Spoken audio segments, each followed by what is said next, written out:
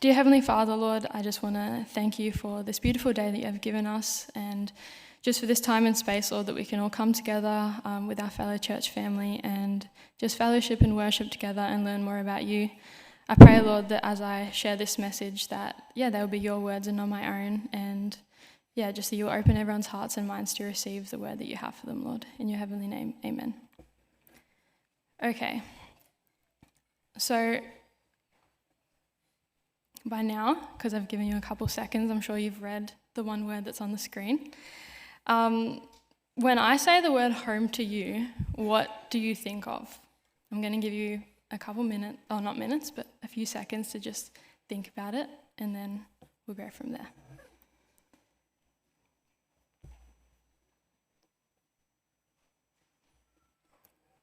Okay, so who thought of this? Put your hand up if you did. Couple people.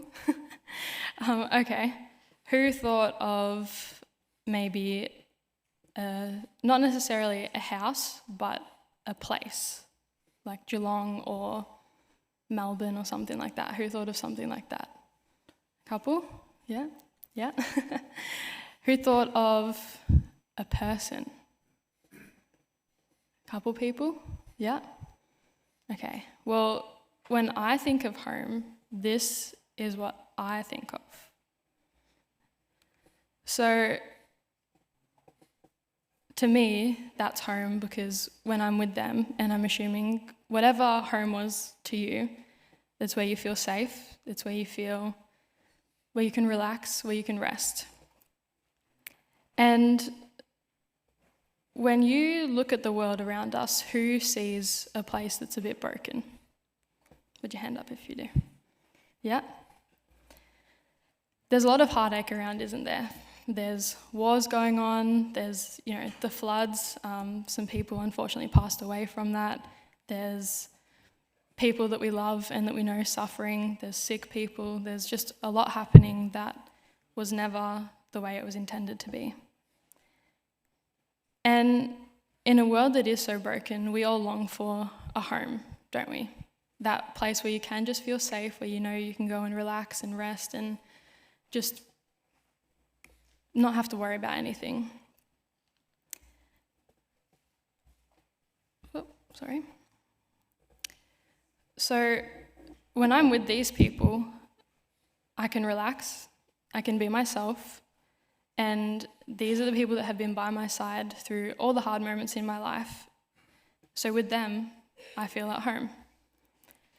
So last year, for the first time ever, other than a couple holidays here and there, I left home and I went to New South Wales it was almost 4 months I was gone. And unfortunately, I couldn't bring any of these people with me. I had to do it as a bit of a Lone Ranger and go by myself. And although I went to a place where I knew a couple of people, I didn't have my people there with me.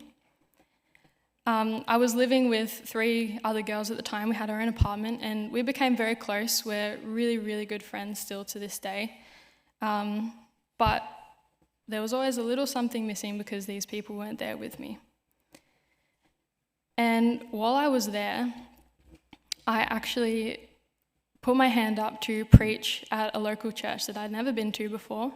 And funnily enough, I thought I could do it even though I had never done a sermon before. I put my hand up because I felt like God was telling me that it was something that I needed to do. And I don't know about you guys, but when I'm doing something that makes me a little bit nervous, it's kind of nice to have someone there isn't it? Yeah. So my lovely, now fiancé, came and flew over to see it, which made me feel a lot better that he was there. But on the morning that I was meant to do my sermon, I was in my apartment just getting ready, taking my time as girls do, and I walked out into the lounge of my apartment and my family had flown over to surprise me to come and watch my first sermon. So this was us. This was the church that I preached at. And I remember walking into the lounge and for the first few seconds, I was in shock because I hadn't seen them for a little while, and it was the last thing on my mind really was about seeing my family that day. I was petrified because I was about to do my first sermon and in a place I didn't know. But the minute that they were there, I felt peace. I felt calm because my people were there. My home was there. So I want to take a little bit of time and talk about what the world's definition of home looks like and what God's definition of home looks like, because as we work through it, I think that you'll come to realize that they're really different. So the world's definition of home, and it might be a little bit different to you if you thought of a person or something like that, but it's usually a physical house or location. However, God's definition of home is a relationship with Him and a place of belonging. To the world, it's built on status, wealth, and material success. But to God, it's rooted in love, grace, peace, and spiritual belonging. To the world, acceptance is often earned based on achievements, reputation, and expectations. However, to God, it is an unconditional welcome, and He lovingly embraces all of us. To the world, it is temporary. To the world, it is temporary, because circumstances can always change. But to God, it is eternal. He prepares a lasting home for us. And in the world, we are always... Slides here are really messing me up. Yeah. Oh, okay. Okay, thank you. So in the world, we're always striving to earn a place or prove our worth. But to God, it's given freely, and He welcomes us as His children. And in the world, sometimes we can feel lonely, even if we're surrounded by people. But to God, it is true connection, and He welcomes us into His family. And as humans, we have a natural longing for home. We have a natural longing for more. No matter how much success we have, how wealthy we are, how much love we experience from the people around us, it never fully satisfies us. There's always a sense that something is missing and an ache for a deeper fulfillment in something that this world can't provide. Now, who knows who this person is? Jake? Who? Tom Brady, yeah. So this is Tom Brady, and I didn't know who he was before I did this either, so for the people like me, I will briefly explain who he is. But he is a former NFL player. So not anymore, but I think he went on to help win a couple Super Bowls, I think is what it is. Yeah.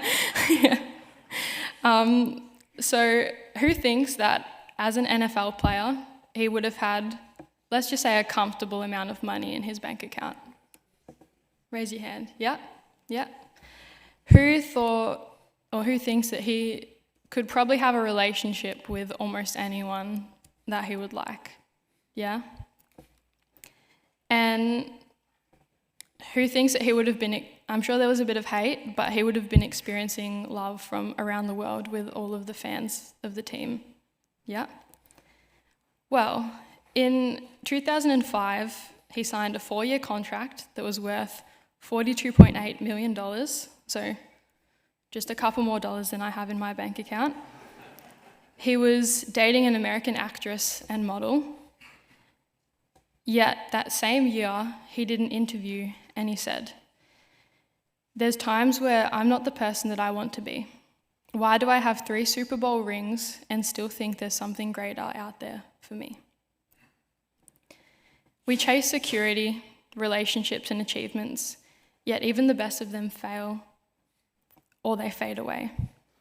Tom Brady had achievements, he had money, he had fame, a relationship, a career that a lot of people would dream of, and yet he felt like there was still more. At some point in all of our lives, we tend to feel a little bit lost on what career to choose, in our relationships, just lost in ourselves. Well, in the book of Luke, we read a story about a lost son. A young boy, should I say, who demands his inheritance, leaves his home, and he wastes everything on living recklessly. And when famine struck, he was left with nothing.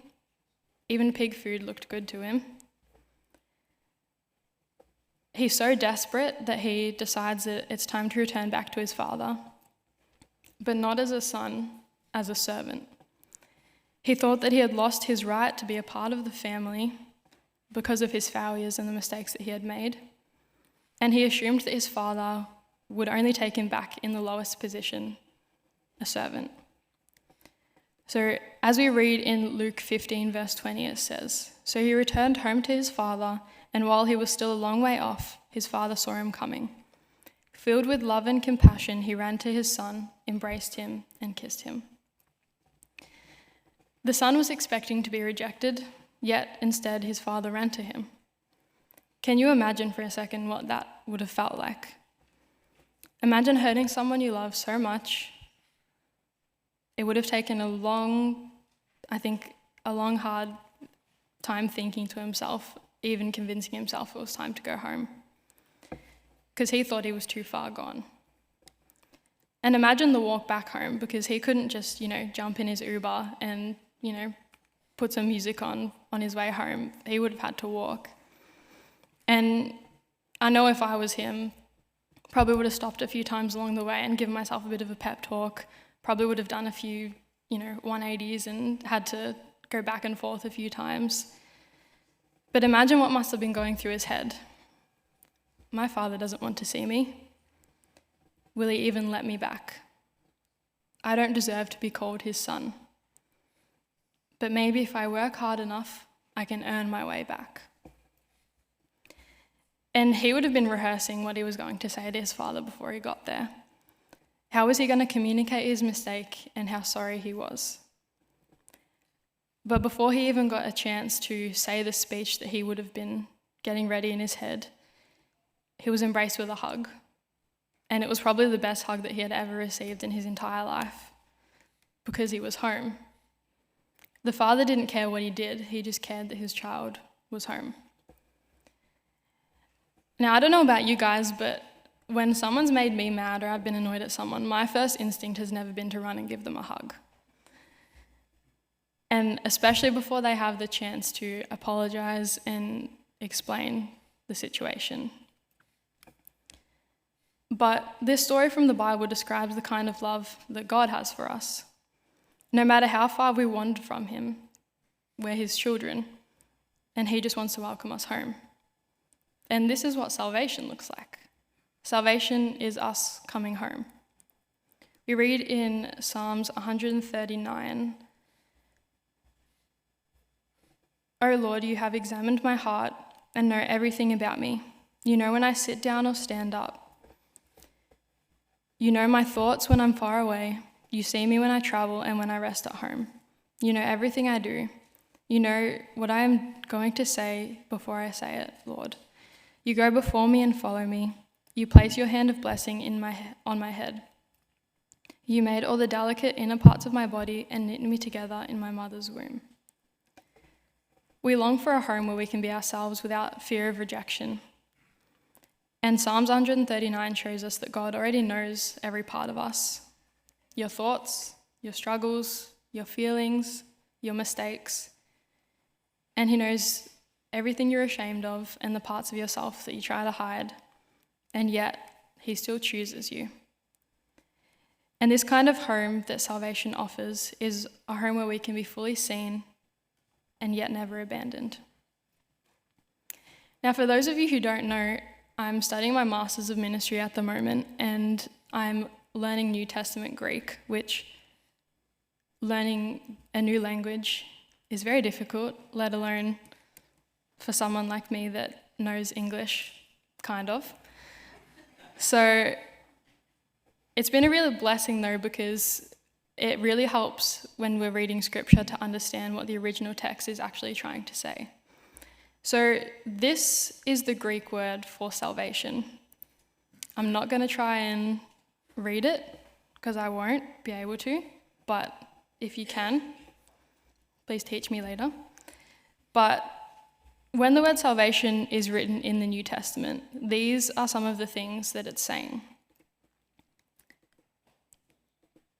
a saving, deliverance, preservation, safety, a way, means of safety, a safe return, a keeping safe, security, guarantee for safety, guarantee for the safekeeping, and ways of preserving.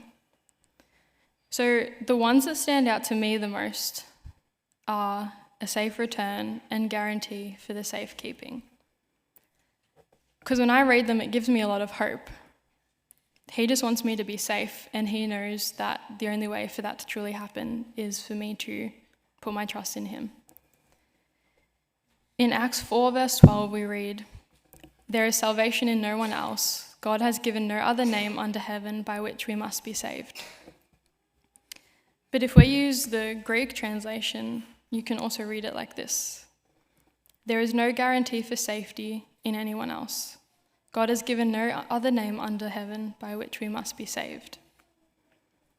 God just wants you to be safe, and the only way for that to happen is to be with him. And salvation isn't an expectation or a demand, but it's an invitation of rest. An invitation to rest from striving for your worth. Because you are worth so much to God. It says in Isaiah 43 verse 1, "Listen to the Lord who created you. I have called you by name. You are mine." He knows your name, and he knows you better than you know yourself. And he's inviting you to rest in his promise. He says in Matthew 11:28, "Come to me, all of you who are weary and carry heavy burdens, and I will give you rest." In this world, we have a lot of pressure on us. We are told that we must work hard to be enough. I used to think that I had to get high grades, have a certain type of job that the world thought was good enough, and be a certain type of person that fit into a little box to even be worth something. And I'm not saying that we shouldn't strive to be our best, because we should, but we shouldn't strive to be good enough. Because no matter what you've done, no matter the mistakes you've made, how far you've gone, you don't have to work to be enough, because you are enough. It's not something you have to strive for. You are designed for something beautiful, with purpose woven into your life. God tells us that we don't have to do anything to be worth something to him, and he tells us to come to him, those of us who are weary and tired, who are feeling the weight of the world and are burdened by the guilt that continues to weigh on us, the emotionally, mentally, physically, spiritually exhausted, the ones who just need rest. It says in Isaiah 40, verse 29 to 31, "He gives power to the weak and strength to the powerless. Even youths will become weak and tired, and young men will fall in exhaustion. But those who trust in the Lord will find new strength. They will soar high on wings like eagles. They will run and not grow weary. They will walk and not faint." He says to you, "Come to me, and in me you will find true rest, and I will give you strength." He says, "Come home." And a real home is more than a house. It's a place where we can breathe and we can exhale. And salvation is stepping into that space with God, no longer carrying the weight of trying to be enough, because you already are. Now, I want you to think for a second. Have you ever gone somewhere you'd never been before, and automatically had a feeling of belonging? For me, I felt it a few times in my life. And a big one for me was when I became a part of AYG. So AYG is the youth group at our church here, if people don't know what that is. But this was taken at Converge in 2023, which, although I knew a couple people in that photo, I barely knew anyone. And I had conversations with people for the first time while I was here, and it was like I had grown up with them my whole life. I could be 100% myself with them, and it felt safe. It felt like home. And salvation doesn't force belonging. It's about discovering where you already belong. We're told in Ephesians that we are no longer strangers and foreigners. You are citizens along with all of God's holy people. You are members of God's family. And in Hebrews it says, I will never fail you and I will never abandon you. God will never withdraw his love from us, and he calls you home forever. If you're a part of a family, they always have a place for you, don't they? I can think of some aunties and things that if I went there today, there'd be a bed made ready for me to stay, there'd be food, there'd be everything that I needed. And Jesus promises us in John 14, verse 2, there is more than enough room in my Father's home. If this were not so, would I have told you that I am going to prepare a place for you? He has a place for you in his house, and he's been preparing it just for you. God promises a home that isn't just for now, it's forever. And heaven is the ultimate home where every longing for peace, love, and belonging is fully met. Our earthly homes, no matter how comforting they are, they're temporary. But heaven is different. Heaven is a place of perfect belonging, no rejection, no insecurity, just love. Heaven is a place of peace, where pain, injustice, and suffering no longer exist. And heaven is a place of restoration, not just of what was lost, but of everything that we were created to be. God is actively making space for us. He hasn't just invited us to be with him, he has invited us to come home. And just like the prodigal son was welcomed with open arms, we are invited into our eternal home with God. We will never be cast aside, never feel lost, and we will never be alone. And none of this is about changing who you are, but about stepping into a life that was meant for you and something that you were designed for. After hearing all this, I know that I want to experience that type of home and the type of safety that only God can offer. I know that I long for a home that only God can provide. And if you're feeling the same way, I wanted to give you 5 steps for you to step into that home as well. So the first thing is recognizing your need for God. We need to understand that no matter how hard we try, we can't find true fulfillment away from God. Step 2, believe in Jesus and trust that he paid the price for us, making a way for us to be restored back to him. 3 is turn towards God. Choose to step away from striving for your worth and instead receive his love and his grace. 4 is accepting his gift of grace, because salvation isn't earned, it's freely given. And then 5 is walking in a relationship with God. It's not just a one-time thing, but it is a lifelong journey of belonging and transformation. And if this is something that you want to do, I encourage you to take that step. If you need support, talk to someone. You can talk to me, Pastor Jeremy or Hannah, a family member, friend, just someone that you trust. And if you're making this decision for the first time, God is so excited to welcome you home.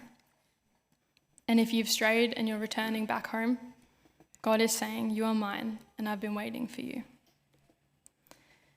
Salvation is not about fixing yourself or earning something.